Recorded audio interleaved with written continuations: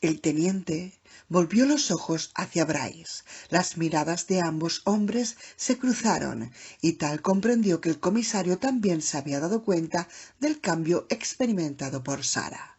Casi inconscientemente, Tal Whitman cruzó los dedos. «Será mejor que vengáis a ver esto», dijo Liza en tono urgente. La chiquilla estaba de pie ante la cápsula de Petri que contenía la porción de tejido que no habían utilizado en las pruebas. «Deprisa, venid aquí», insistió Liza, al ver que no respondían inmediatamente. Jenny y los demás se congregaron a su alrededor y contemplaron la masa encerrada en el recipiente. Saltamontes, gusano, ciempiés, caracol, tijereta. «Está cambiando cada vez más deprisa», dijo Liza. «Araña, gusano, ciempiés, araña, caracol, araña, gusano, araña, gusano». Y luego, todavía más rápido. «Araña, gusano, araña, gusano, araña, gusano». Apenas ha empezado a cambiar a gusano cuando ya vuelve a iniciar el cambio araña otra vez, comentó Liza.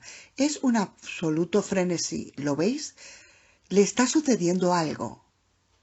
Parece como si hubiera perdido el control, como si se hubiera vuelto loca», dijo Tal. «Como si sufriera una especie de crisis», apostilló Flight. De pronto la composición de la pequeña masa de tejido amorfo cambió, brotó de ella un fluido lechoso y finalmente el tejido quedó reducido a una pasta húmeda, inerte y sin vida. No volvió a moverse. No siguió cambiando de forma. Jenny deseó tocarla, pero no se atrevió. Sarah tomó una cucharilla de laboratorio y tanteó con ella el tejido del recipiente. Continuó sin moverse. Sarah lo agitó con el instrumento. El tejido soltó más de aquel fluido, pero no reaccionó de ningún otro modo. «Está muerto», dijo Flight en voz baja. Bryce apareció electrizado ante aquella novedad y se volvió hacia Sarah. «¿Qué había en ese recipiente antes de que depositara la muestra del tejido?», preguntó la genetista. «Nada. Debía de tener algún residuo». «No. Piense, por favor. Nuestras vidas dependen de esto». «No había nada en esa cápsula, seguro. La saqué del esterilizador». «Unas trazas de algún elemento químico». «Estaba absolutamente limpia». Aguarde, insistió Bryce. «En ese recipiente debía de haber algo que ha reaccionado en contacto con el tejido del ser multiforme, ¿no cree? ¿No le parece evidente? Y sea lo que sea, esa sustancia es nuestra arma», dijo Tal. «Sí, esa sustancia es lo que causa la muerte al multiforme», añadió Liza. «No necesariamente», intervino Jenny, lamentando tener que echar por tierra las esperanzas de su hermanita. «En efecto, parece demasiado sencillo», asintió Flight, mientras se pasaba una mano temblorosa por sus rebeldes cabellos canos. «No saquemos conclusiones precipitadas. Sobre todo cuando existen otras posibilidades», añadió Jenny. «¿Otras? ¿Cuáles?», preguntó Bryce. «Bien, sabemos que la masa principal de esa criatura puede desprenderse de parte de sí misma y darle cualquier forma que desee, que puede dirigir la actividad de esas partes desprendidas y que puede traerlas de nuevo a su seno como hizo con esa parte con forma de perro que envió para matar a Gordy. En cambio, supongamos ahora que una parte desprendida del cuerpo principal solo puede sobrevivir un breve periodo de tiempo en esa situación, separado del cuerpo madre. Supongamos que el tejido amorfo precisa de un aporte constante de una enzima concreta para mantener la cohesión, de una enzima que no se fabrica en esas células de control independientes repartidas por el tejido. Una enzima que solo es producida por el cerebro del ser multiforme. Terminó la frase Sarah, al hilo de las palabras de Jenny. «Exacto», asintió Jenny. En tal caso, cualquier parte separada de la masa principal debería reintegrarse a esta para reponer el suministro de esa enzima vital o de la sustancia que sea. No parece una teoría inverosímil, concedió Sara. Al fin y al cabo, el cerebro humano produce también enzimas y hormonas sin las cuales nuestro cuerpo no podría sobrevivir. ¿Por qué no habría de desempeñar funciones parecidas el cerebro de ese ser multiforme? Está bien, dijo Bryce. Entonces, ¿qué significa este descubrimiento para nosotros? Si realmente es un descubrimiento y no una mera suposición equivocada, respondió Jenny, significa que podríamos destruir a todo ese ser multiforme si lográramos dañar su cerebro. El antiguo enemigo no podría separarse en varias partes y escapar para continuar viviendo en otras encarnaciones. Sin las enzimas esenciales, hormonas o lo que sea elaboradas por el cerebro, las partes separadas terminarían por disolverse en una masa sin vida, igual que ha sucedido con la muestra contenida en ese recipiente. Bryce exhaló un suspiro, decepcionado. Volvemos a estar como antes. Sería preciso localizar su cerebro para tener alguna posibilidad de asestarle un golpe mortal, pero esa cosa jamás nos permitirá algo así. No estamos como al principio, replicó Sara. Señaló hacia la masa pastosa y añadió: esto nos revela otro hecho interesante. ¿Cuál? Preguntó Bryce con la voz ronca de frustración. ¿Es algo útil, algo que nos dé esperanzas de salvarnos, o se trata de otra información que no nos lleva a ninguna parte? Ahora sabemos que este tejido amorfo existe en un delicado equilibrio químico que es posible romper. La genetista dejó que sus palabras calaran en los demás. Las profundas arrugas de preocupación del rostro de Bryce se suavizaron ligeramente. La carne de esa criatura puede ser dañada, continuó entonces Sara. Puede ser destruida. En esa cápsula de vidrio está la prueba. ¿Y cómo vamos a usar ese descubrimiento? Quiso saber Tal. ¿Cómo podemos romper ese equilibrio químico? Eso es precisamente lo que debemos determinar, contestó Sara. ¿Tiene alguna idea? Preguntó Liza a la experta. No, respondió Sara, ninguna. Pero Jenny tuvo de pronto la sensación de que Sara Yamaguchi estaba mintiendo. Sara ardía en deseos de explicarles el plan que se le había ocurrido, pero se obligó a no decir una palabra. Por un lado, su estrategia solo permitía un leve hálito de esperanza y no deseaba despertar en los demás expectativas sin base que tal vez luego habrían de olvidar. Por otra parte, había algo más importante. Si les contaba lo que tenía en mente, si por algún milagro resultaba que había dado con el medio de destruir al ser multiforme, éste podría oírla, conocer sus planes y detenerla. No había ningún lugar seguro donde pudiera discutir sus pensamientos con Jenny, Bryce y los demás. Lo mejor que podía hacer por el momento era mantener al antiguo enemigo satisfecho y complaciente.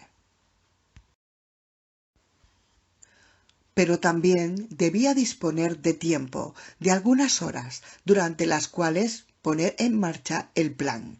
El ser multiforme tenía millones de años de edad, era prácticamente inmortal.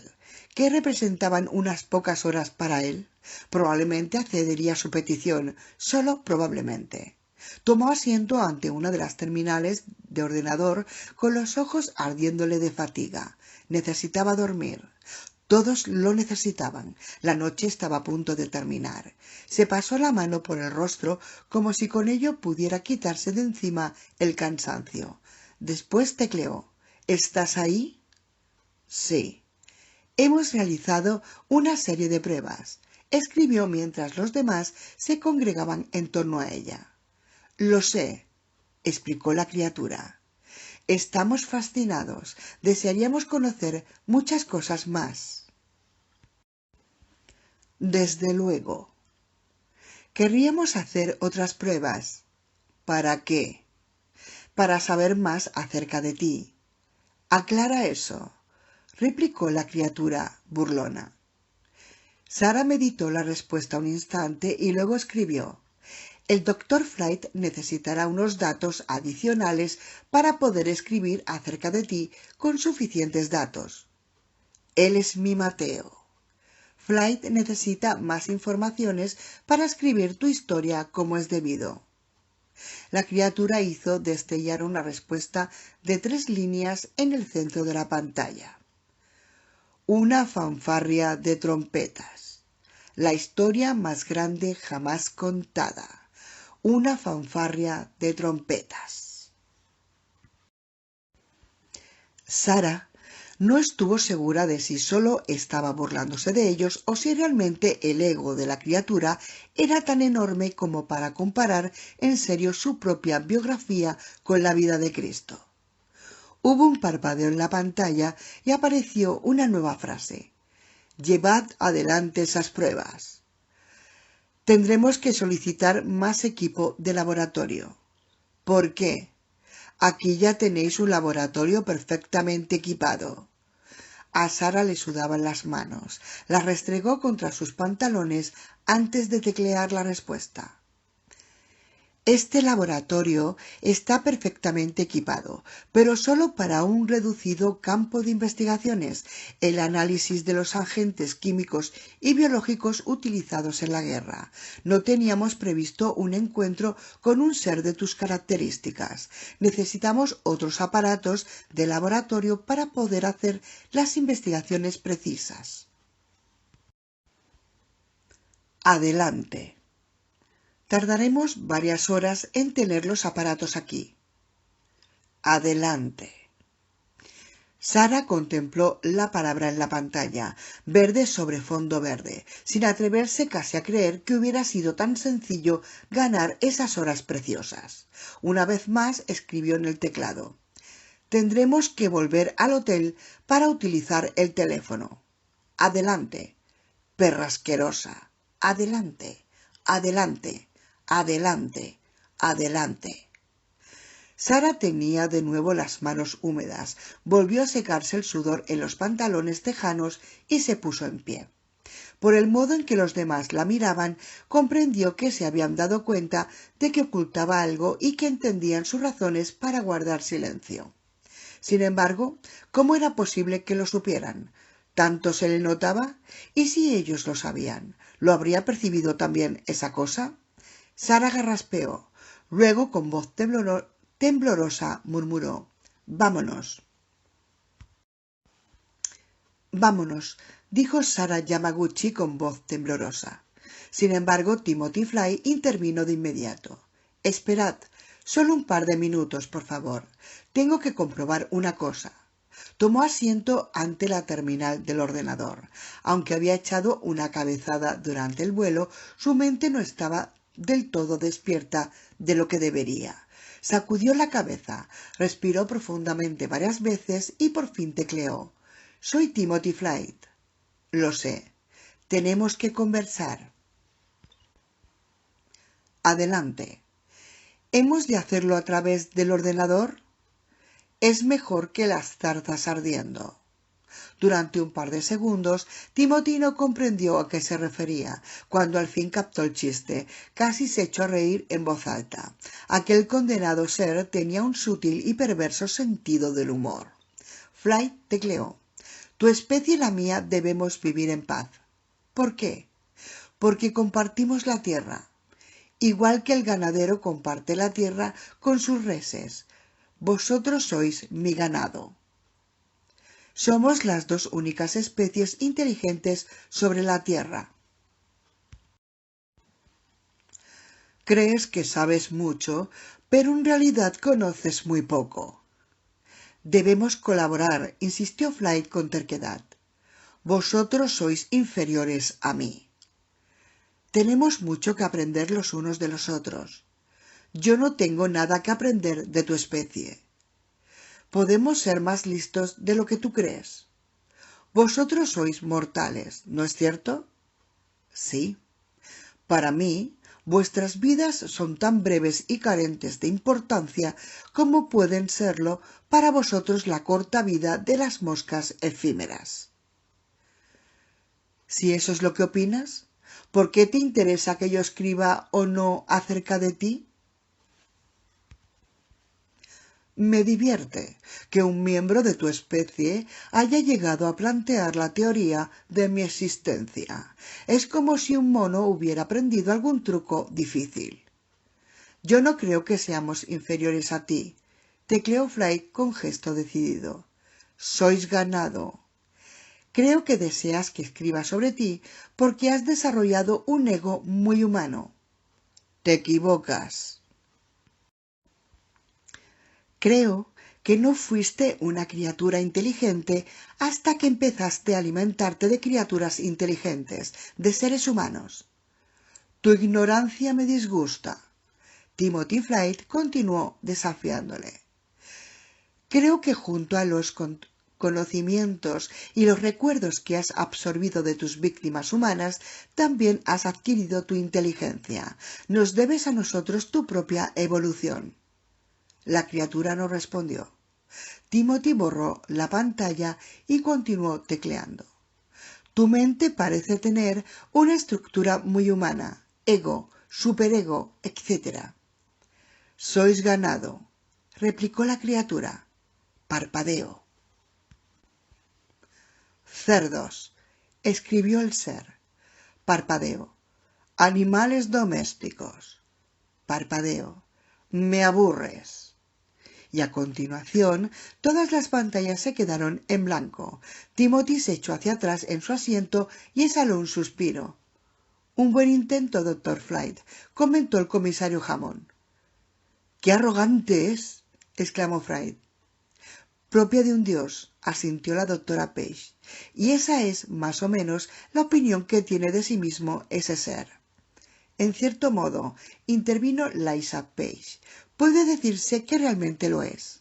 Sí, murmuró Tal Whitman, a todos los efectos prácticos podría perfectamente ser un dios. Tiene todos los poderes que atribuimos a una divinidad, ¿no es cierto? O a un demonio, añadió Liza. Más allá de las farolas y por encima de la niebla, la noche tenía ahora un tono gris. La primera claridad difusa del alba había surgido en el horizonte. Sarah habría preferido que el doctor Flight no desafiara tan abiertamente al ser multiforme. Le preocupaba que hubiera provocado su enfado y que ahora se echara atrás de las promesas de concederles más tiempo. Durante el breve paseo desde el laboratorio móvil hasta el Hilltop Inn, la mujer avanzó esperando que alguna criatura monstruosa surgiera de entre la niebla y se abatiera sobre ellos. Aquella cosa no debía llevárselos. Ahora no. Ahora, por fin, tenía un leve destello de esperanza. Entre la niebla y las sombras que cubrían el resto del pueblo se escuchaban extraños sonidos de animales, lúgubres ruidos ululantes, distintos de cualquier cosa que Sarah hubiese oído en su vida. La criatura seguía dedicada a sus incesantes imitaciones. Un aullido infernal, inquietamente próximo, hizo que los supervivientes se apretaran todavía más unos juntos a otros. Sin embargo, nada les atacó. Las calles, aunque no silenciosas, estaban vacías y tranquilas. No había ni un soplo de brisa y la niebla flotaba inmóvil en el aire. Tampoco les acechaba nada en el interior del hotel. Sarah tomó asiento ante la mesa central de operaciones y marcó el número de la base de la Unidad de Defensa Civil en Dugway, Utah. Jenny, Bryce y los demás se colocaron a su alrededor para escuchar la conversación. Debido a la crisis de Snowfield, el habitual sargento de guardia de turno de noche en el cuartel general de Dugway no estaba solo. El capitán Daniel Terch, médico del Cuerpo de Sanidad del Ejército y especialista en contención de las enfermedades contagiosas, tercero en el mando de la unidad, estaba de servicio para dirigir cualquier operación de apoyo que fuera necesario emprender. Sara le explicó sus últimos descubrimientos, los exámenes al microscopio del tejido del ser multiforme y el resultado de los diversos análisis mineralógicos y químicos. Iter se mostró fascinado, aunque el tema quedaba lejos de su especialidad. ¿Petrolato? Preguntó en un momento de la narración, sorprendido por lo que Sara Yamaguchi le estaba contando. El tejido amorfo solo se parece a esa sustancia en que posee una combinación similar de hidrocarburos que registra valores muy elevados. Sin embargo, su composición es mucho más compleja, mucho más sofisticada. La genetista hizo hincapié en aquel descubrimiento particular, pues quería asegurarse de que Terz lo comentaría con otros científicos del equipo de Dugway. Si algún genetista o bioquímico tomaba en cuenta este dato y luego revisaba la lista de aparatos y materiales que Sara se disponía a solicitar, indudablemente sabría reconocer el plan que tenía en mente. Si algún miembro de la Unidad de Defensa Civil captaba realmente su mensaje, podría preparar el arma en la propia base antes de enviarlo todo a Snowfield, ahorrándole a Sara la tarea lenta y peligrosa de montarla con la criatura multiforme mirando en todo momento por encima de su hombro. Lo que no podía hacer Sara era explicar abiertamente a Terz su plan, pues tenía la absoluta certeza de que el antiguo enemigo estaba escuchando la conversación. Había un extraño y ligero zumbido en la línea telefónica. Finalmente, Sara expuso su necesidad de conseguir aparatos de laboratorio complementarios. La mayoría de ellos pueden pedirse prestados a universidades y laboratorios industriales del norte de California, indicó a Terz. Necesito que utilice usted los hombres, los transportes y la autoridad del ejército para reunir y hacerme llegar todo ese material lo antes posible. ¿Qué necesita? Respondió Terz. Usted dígamelo y lo tendrá ahí en 5 o 6 horas. Sara recitó una lista de aparatos y utensilios que en realidad no le interesaban en absoluto y terminó diciendo: también necesitaré la mayor cantidad que sea posible reunir del pequeño milagro de la 4ª generación del doctor Chakrabarty y 2 o 3 unidades dispersoras de aire comprimido. ¿Quién es Chakrabarty? Preguntó Terz, sorprendido. ¿Usted no le conoce? ¿Cuál es el pequeño milagro a que se refiere? Usted limítese a tomar nota. Chakrabarty, 4ª generación. Sara deletreó el apellido. No tengo la más remota idea de qué es todo esto, murmuró él. Magnífico, pensó Sara con considerable alivio. Perfecto. Si Terz hubiera sabido cuál era el pequeño milagro del doctor Ananda Chakrabarty, seguramente habría soltado algún comentario inconveniente antes de que ella pudiera impedirlo, y habría puesto sobre aviso al antiguo enemigo. Está fuera de su especialidad, respondió. Es muy lógico que no conozca ese apellido ni haya oído hablar del aparato. Sara habló ahora apresuradamente, tratando de cambiar de tema con disimulo y lo antes posible. Ahora no tengo tiempo de explicárselo, doctor Terz. Hay otras personas del programa ABQ que, sin duda, sabrán qué aparato es el que le pido. Póngase a trabajar en esto. El doctor Flight arde en deseos de continuar sus estudios de la criatura y necesita todos los objetos de la lista lo antes posible. Ha dicho 5 o 6 horas. Con eso bastará, afirmó Terz.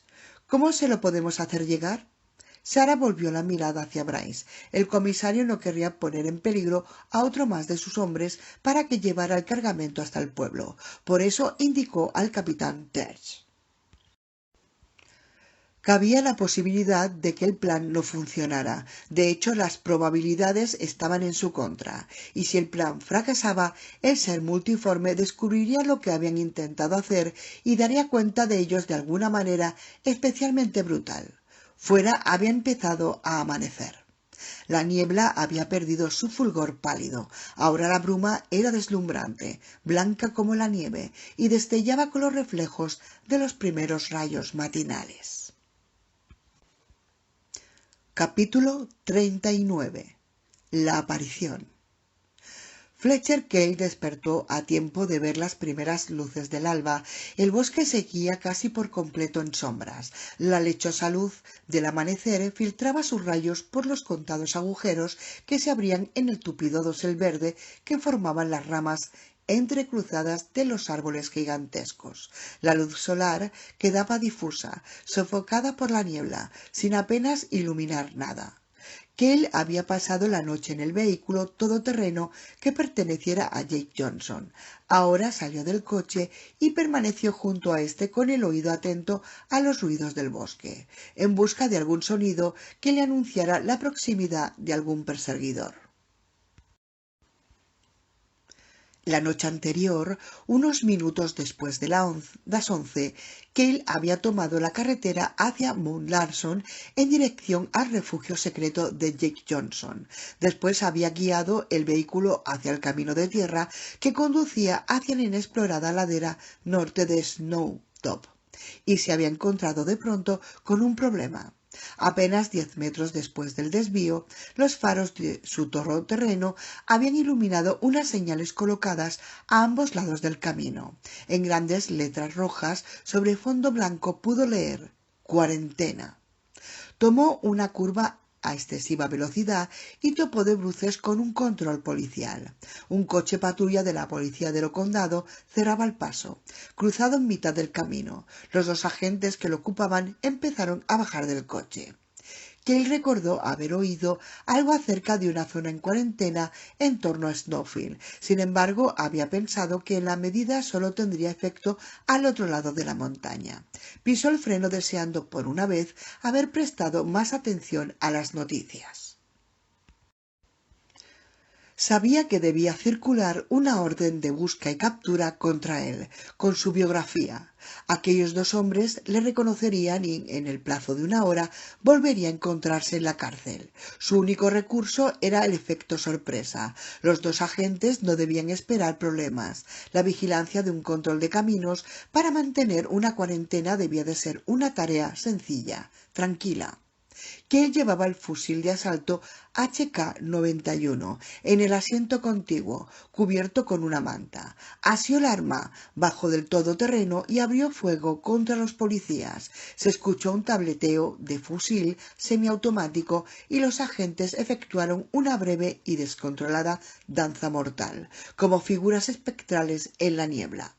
Arrastró los cuerpos hasta una zanja, apartó el coche patrulla del camino y pasó el todoterreno al otro lado del puesto de control. Después retrocedió a pie y colocó de nuevo el vehículo policial donde se encontraba previamente, buscando con ello crear la impresión de que el asesino de los agentes no había continuado montaña arriba. Avanzó 5 kilómetros más por la tortuosa senda de tierra hasta llegar a un sendero todavía más escarpado y lleno de matorrales. Un par de kilómetros más allá, al final de este terreno, Cale aparcó el todoterreno en un túnel de vegetación y saltó del vehículo. Además del HK-91, llevaba otras armas del arsenal de Johnson en una bolsa y los $63.440 distribuidos en los 7 bolsillos herméticos de su chaqueta de caza. Solo llevaba un complemento más, una linterna. En realidad era lo único que necesitaba, ya que en la cueva encontraría todo el resto del equipo que pudiera necesitar. El último medio kilómetro debía cubrirse a pie y Cale había previsto terminar el viaje de inmediato, pero pronto descubrió que, incluso con la linterna, el bosque resultaba desorientador bajo la niebla, en plena noche. En tales circunstancias resultaba casi imposible no perderse, y una vez desorientado en aquellas fragosas tierras vírgenes, uno podía empezar a dar vueltas en círculos apenas unos metros de su destino, sin llegar a descubrir lo cerca que estaba de la salvación. Por eso, tras avanzar solo unos pasos, Cale había decidido regresar hasta el coche y aguardar en él a que se hiciera de día. Aunque los dos policías muertos en el control de caminos fueran descubiertos antes del amanecer, y aunque la policía llegara a la conclusión de que el asesino se había internado en las montañas, que él estaba seguro de que la batida no se organizaría hasta las primeras luces del alba, cuando la partida policial llegara hasta donde ahora él se encontraba, que ella estaría a buen cubierto en las cuevas que le servirían de refugio. Durmió en el asiento delantero del coche. No era el Hotel Plaza, pero le pareció más cómodo que la cárcel. Ahora de pie junto al vehículo, bajo la luz difusa del amanecer, aguzó el oído tratando de descubrir el sonido de alguna partida de búsqueda. No escuchó nada. En realidad era lo que esperaba. Su destino no era pudrirse en la cárcel. Su futuro era de oro. Fletcher Cale estaba seguro de ello. Bostezó, se estiró y a continuación orinó contra el tronco de un gran pino. 30 minutos después, cuando hubo más luz, tomó el sendero que la noche anterior no había sabido encontrar y comprobó algo que no había podido apreciar en la oscuridad. Los arbustos estaban en gran medida pisoteados. Por allí había pasado algún grupo de gente recientemente. Continuó avanzando con cautela, asiendo el HK-91 con el brazo derecho y dispuesto a disparar contra el primero que intentara aproximarse a él. Tardó menos de media hora en alcanzar el claro que circundaba la cabaña de madera. Cuando salió de la arboleda, comprendió por qué los matorrales estaban tan destrozados. Junto a la cabaña estaban aparcadas 8 grandes motocicletas Harley-Davidson, en cada una de las cuales aparecía grabado el nombre Demonios del Cromado. El grupo de inadaptados de Janitor, no todos ellos, aproximadamente la mitad de la banda, calculó Cale. El hombre se agachó junto a un afloramiento de piedra caliza y estudió la cabaña envuelta en niebla. No había nadie a la vista. Sin hacer ruido, rebuscó en la bolsa que portaba. Encontró un cargador de repuesto para el HK-91 y lo ajustó al arma. ¿Cómo habían podido llegar hasta allí Janitor y sus perversos colegas? La ascensión de la montaña en vehículos a 2 ruedas debía de haber sido difícil y tremendamente peligrosa. Un tramo de motocross capaz de hacer saltar los nervios de cualquiera, aunque por supuesto aquellos cerdos motorizados eran amantes del peligro. ¿Qué diablos estaría haciendo allí la banda? ¿Cómo habían encontrado la cabaña y por qué habían acudido a aquel paraje inhóspito? Cale aguzó de nuevo el oído en busca de alguna voz, de alguna pista sobre dónde estaban los motoristas y qué estaban haciendo, y advirtió que no se escuchaba el menor ruido de animales, ningún trino de ave, ningún zumbido de insectos, absolutamente nada, un silencio espectral, inquietante. Entonces a su espalda escuchó un crujido entre los matorrales, un ruido sordo que en aquel silencio sobrenatural retumbó como un cañonazo. Cale había hincado una rodilla en tierra y con rapidez felina se dejó caer de costado, rodó sobre su espalda y puso el dedo en el gatillo del HK-91. Estaba dispuesto a matar a quien fuera, pero no estaba preparado para lo que vio. A unos 10 metros de él, surgiendo de entre los árboles y la niebla, apareció Jake Johnson, en cueros, absolutamente desnudo, con una gran sonrisa en el rostro. Otro movimiento, a la izquierda de Johnson, un poco más allá, en el lindero del bosque. Cale lo percibió por el rabillo del ojo y volvió la cabeza en aquella dirección, apuntando también el arma hacia allí. Otro hombre salió de los árboles entre la niebla, con la hierba alta agitándose en torno a sus piernas descubiertas. También iba desnudo y sonreía abiertamente. Pero no era esto lo peor. Lo más desconcertante era que este segundo hombre también era Jake Johnson.